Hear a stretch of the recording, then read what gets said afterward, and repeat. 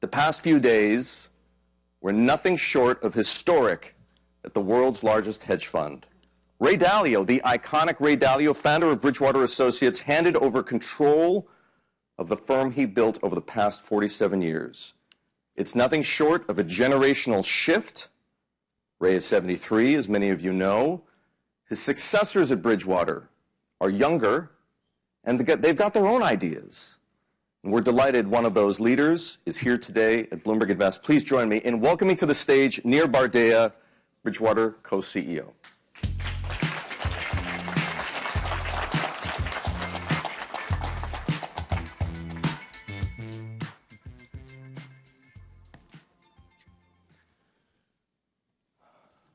Good morning, Nir. Good morning. It's great to be here. 9.5 months ago, on January the 3rd, Bridgewater named you co-CEO. You, a mystery man, somebody almost no one outside the firm had ever heard of. And here you are today, still pretty much an unknown quantity, so I think we should begin by having you tell us your story. Who is Nir Bar Dea, and what's he all about? I love the mystery. But yeah, first of all, there was a principle there of doing before I speak. There was a desire to get in the role and actually do things. And then I think to get to know me, I know for a lot of people, I'm not necessarily what they would be expecting. I don't sound like it. I might not look like it for the role of the CEO of Bridgewater. And I think to understand that, you have to understand where I come from, because it is different. I come from the other side of the world, with grandparents that came from Libya and Poland and Hungary, some of them escaping the Second World War, losing their families in the Holocaust, and really fugitives with their backs to the wall came to what is now Israel.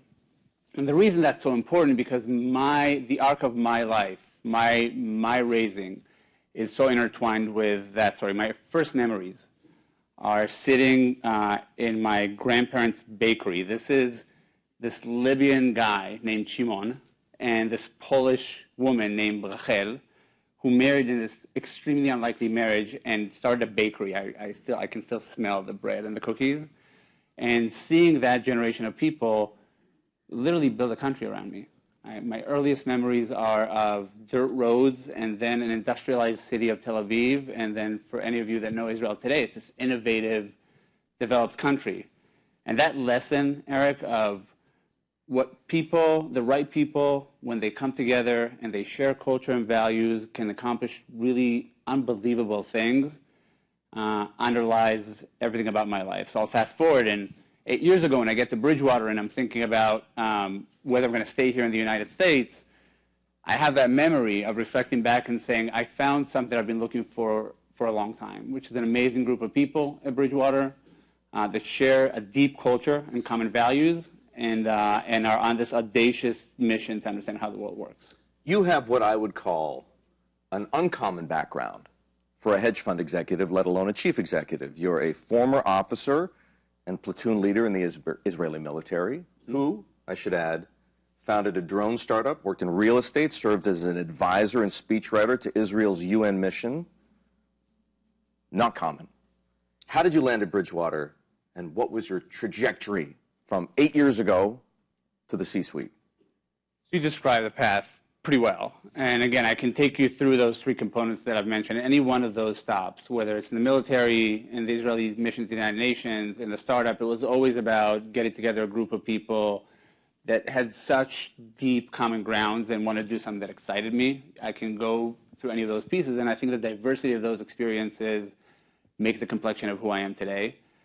And then the landing at Bridgewater was much more around finding those values than being attracted necessarily to asset management at that point. It was finding a home, a place where I could be myself. Like, how did you stumble? I mean, people have heard of Bridgewater, but it's not the kind of thing that you necessarily would have come in contact with. Did somebody recruit you? Did you respond to a job ad? Funny story. So, no. Karen Carney-Oltenboer, who's one of the most talented people we have at Bridgewater. She's the CEO of our sustainability fund, and reached out to me And she's like, I've heard about you in the Israeli circle. She's also Israeli. And why didn't you come talk to us? And I came and I interviewed at Bridgewater 8 or 9 times. And it was that process of getting to know each other at the deep levels that I just described. And just on the other half of your question of, because I get this question also of, you're 41 and you're the CEO of Bridgewater, and how did that happen? Like, how did that happen? And I think for a lot of us that had successes and failures in life, we know it's a combination of the opportunities that we either create for ourselves or we're lucky enough to stumble upon, and then what we do with those opportunities. And I was very lucky to cross paths with Bridgewater when Bridgewater was facing one of its most important challenges in decades. So back in 2015, when I come to Bridgewater, Bridgewater starts the journey of transitioning. And when I land in the investment engine at Bridgewater, on the ground level with our equities team, it's the beginning of thinking about how we're going to transition our investment oversight from Ray Dalio to the next generation. I just want to stop you for a moment because anyone outside the firm probably doesn't know what the investment engine is. If I'm not mistaken, it's the combination of research, portfolio construction, trading across asset classes, correct? Good job. It's the hub. It's the brain. It's where it gets done. It's where we create insights about how the world works and then translate those insights into portfolios that serve our clients. Nir, I referred to this earlier. A generational shift is underway at Bridgewater. It took 12 years, actually, of trying, but Ray has finally let go, right? Giving up control of the firm. Why is that so important? So I think it's so important, and I want to comment on the 12 years also, but it's so important because that's the future of the company. So many organizations fail to move from this founder stage, especially when you have such an iconic founder like Ray, and actually create a sustainable institution. So it's everything. I mean, when you think about this mission, when you think about we're 47 years into Bridgewater now, when you think about the next 50 years or the next 100 years and keep evolving this amazing organization and serving our amazing clients well, making it through this transition meant everything about the future. Ray's 73, and forget about just Ray being 73. Where the next idea is going to come from, the hunger, the innovation. This was a must-win battle for us. And when you look around, people talk about 12 years, and I'm like, yeah, it's a long time, but it's also a very hard thing to do. And I think if any of you know our industry, it's much easier to recall failed attempts than successful attempts. Ray himself has described the transition as very challenging. You just said it's not easy to do. Help us understand why. Why is it so difficult? Basically, everything has to get rewired. Everything has to get rewired in an organization. Think about the fundamentals I've talked earlier about what draws people to work together, what defines the culture and how they interact, what defines the goals that you're going to pursue. When you're in a founder-led organization, all those things, they come out of the founder. And when you take that, it's like taking the brain and the heart out of a human and implanting a brain and a new heart. And just think about how complicated that is. And that's why that process was very gradual, time-tested. We started in 2017 with management changes. In 2020, this was the peak of my career ahead of becoming CEO. We've transitioned the investment oversight of Bridgewater 2 years ago from Ray Dalio to this investment committee led by Bob Prince, Greg Jensen, and a group of very talented asset class leaders. But just think about it. In this industry, 2 years ago, changing the people that make investment decisions at Bridgewater, and then having 2 years of outstanding performance for our clients, that is an incredibly difficult thing to do, and that we're very proud of. And that led us a week ago to say, okay, we're ready to transition control and move the control of the board from Ray to the next generation. What's Ray's role now?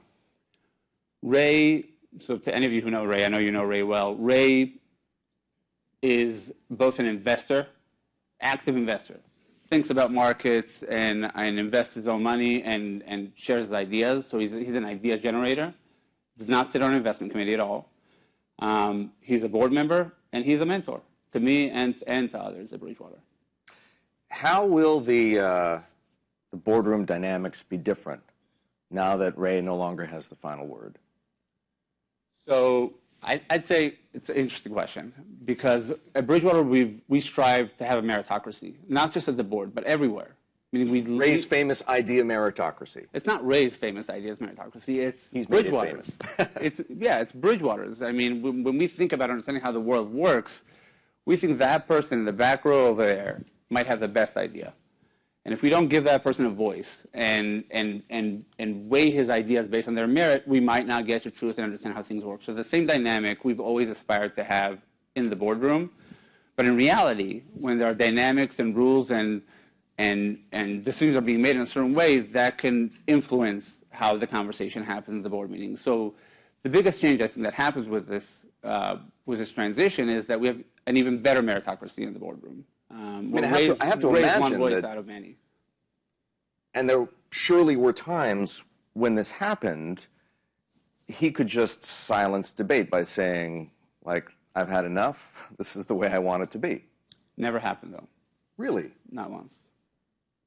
Never happened. I want to be honest about it. Doesn't have to happen to still know who can make the decision in the room.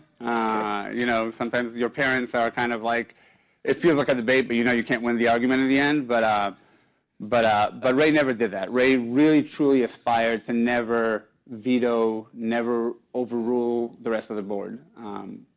So it never happened. Would this have happened sooner or later, maybe, had David, your predecessor as CDO, David McCormick, not left to pursue a seat in the U.S. Senate? I appreciate that question. So 12-year journey has a lot of heroes in it. Very big undertaking.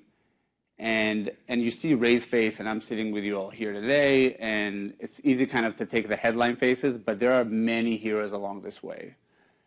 Some still work at Bridgewater, some have left, and Dave is definitely one of those heroes that took the baton and ran a really important piece of the relay. So I think this happened right on time. He passed the baton to me, positioning me to get to the finish line. So I think it would have happened. I think it happened at the right time, but Dave played a really important role in getting us there, and also a really important role in my mentorship and development. What changes, I wonder, now that people in their 30s and 40s, right? People like you, people like Greg Jensen, whom you mentioned, the co-chief investment officer, are running Bridgewater. How are things going to be different now that you have a new heart and a new brain? So I'll touch on what I think needs to stay the same and what is different. So the things that need to stay the same, the bedrock, remember I said in the beginning, it's the best group of people that I know. They got together and share these values of seeking improvement, learning, excellence. This is our culture to people that I'm sure have read about it. And then pursuing audacious goals, that basic bedrock stays the same. But the ideas are different. The ideas are different. What we're going to pursue is different. How we're going to evolve that culture is different. Those things of how we go about those fundamentals are different. The hunger is different. The energy is different. And we can get into examples of what that's like. Well, and I want to. You've described, to me anyway, one of your priorities as re-underwriting the firm's culture. What do you mean by re-underwriting? So, great. So if we just go to what the firm's culture is, I said it quickly. Let me say it slower. I mean, and let's be clear, the firm's culture has something of a reputation. Yeah, I understand. And some of it is misunderstood. And some of it is not for everyone. It's just not for everyone, and that's okay. But this idea of a group of people who are, and I'm serious about this, who are saying, we care so much about being great that we're not going to let things stand in the way of understanding what's actually true. Because once you know what's true, you know what the problems are, you know where you need to improve. That core idea stays the same. That culture, how to do this, has evolved every year since its inception, including when Ray was in charge. But now the responsibility of who's going to evolve it, what tools are you going to use, what standards, what principles are you going to put in play, that responsibility moves to a different group of people. And that's what I mean by re-underwriting it. Okay, so how does that happen practically? How does the culture need to adapt, to evolve, to change, to appeal to a younger generation in, what I should add, is an unbelievably competitive market for investing talent? So I'll give examples. I think examples make this the most tangible. And again, when I say that it's not for everyone, it's a real thing. It's not for everyone. Some people come, they see it. We're not trying to market something that everybody's going to love. We have high attrition in early years, but once Bridgewater clicks for you, 25% of our people have been around for over a decade, and 50% of our people have been around for over 5 years. But I'll give you an example. One of the things that we learned that we need to change is in this directness of let me tell you the truth and what I think and all these things. If you're thinking about a meritocracy and you want that person in the back row to speak, that level of assertiveness, that level of extroversion, that level of directness might mute that person. But that might be the smartest person in the room. How do you change that dynamic and still create that directness with making sure they're not on their back feet and being able to express their ideas? That's a good example of an evolution we're really focused on this year, of that inclusion. How do you do it? Bridgewater's famous for tools. Do you have new tools? Yeah, so we evolve our tool as an example. We're actually next week rolling out, we have this DOT system. This DOT system allows every person now in the room to kind of put their thoughts about what others are doing in real time. We changed it. We changed the criteria, we changed what the feedback is like and what it sounds like, and we put out new principles. So as an example of the thing that I just said, one of the principles that we've created is how people should engage with their thoughts. And this is going to sound like a subtle difference, but when I'm saying something to you, am I saying that to you because I need to convince you that I'm right, or am I saying that to you as a question because I want to understand what's right? 1 year from now, 2 years from now, 5 years from now, will we think of Bridgewater as being, quote unquote, more normal? Is that one of your goals? No. No, not at all. I think Bridgewater is outstanding today, and I hope Bridgewater will remain outstanding in the ways that it is today. I think it's crazy to be normal in that way. Will we come to think of its culture as a little more normal? Again, anybody that looks at the world sees different pockets of people come together around different sets of values. I actually think that level of distinctiveness of Bridgewater creates that unity that then allows us to go and pursue audacious goals, like I said before. Do you and Greg believe as passionately in radical truthfulness and radical transparency? And Bob Prince, absolutely. And Karen Carney-Alton-Boer. The most important thing that brings people together around at Bridgewater is the belief in those values. Greg has talked about needing to take bigger risks on talent and on technology. What specifically do you and he have in mind? So I think generally when I'll talk about talent and I'll talk about technology and I'll talk about risk in general. I think with the new blood, the new brain, the new heart, there's a hunger. There's a risk appetite. There are ideas. We talked about this. So in talent, I think just our open-mindedness, our desire to move from this founder-led organization to a team-based organization puts a lot more emphasis on finding great players. And empowering them? And empowering them and creating the space for them. So that's a big part of what we're doing now and we've been doing over the last several years. And on technology, anybody who's in our industry, who's trying to seek alpha or, again, this mission of understanding how the world works, knows that in order to do that, you have to be on the cutting edge of technology. The ability to ingest the amounts of data that are available in the world today. Do analysis on that data to create insights, and then take that insight and construct portfolios with this. You can't do that unless you're on the cutting edge of technology, and that takes investments and innovation. We've been doing that for decades, and we plan to stay on the cutting edge of that. You helped to build the investment engine, but you're not really part of the investment process, right? Right. Is that weird as the co-CEO of a $150 billion asset management company? I think it makes perfect sense, meaning I feel privileged that I have spent the entire last decade, nearly a decade, in the investment engine, so deeply immersed with our investment teams, managing the investment teams, being a part of the investment process.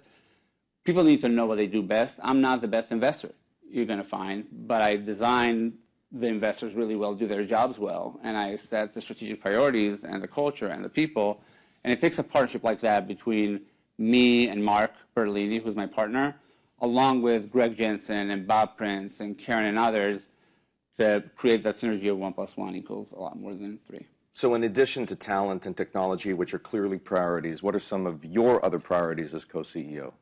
So let me answer that at 2 levels. I'll give you the interesting answer, but I'm going to keep hammering the point that I want people to understand about us. So more than anything in this transition from founder to us, If you look in 5 years and you're saying they still have the best people in the world coming to work at Bridgewater, we nailed it. They're still operating in this uncompromising way to seek excellence and learning and truth. We nailed it. And they're still going after audacious goals to help them understand how the world works. We nailed it. And then underneath that, you can expect 4 things from us.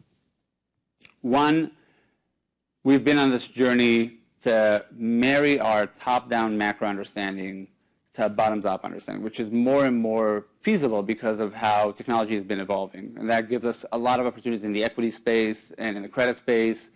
You can expect us to keep mining in that direction in serious ways. Second is we've been involved in China and have been leaders in understanding China. And you can expect us, given how big of a deal that is, to keep leading on that front. Sustainability has been a big deal. We can get into why. And then the last thing is the technology that surrounds all these things, as I've touched on before.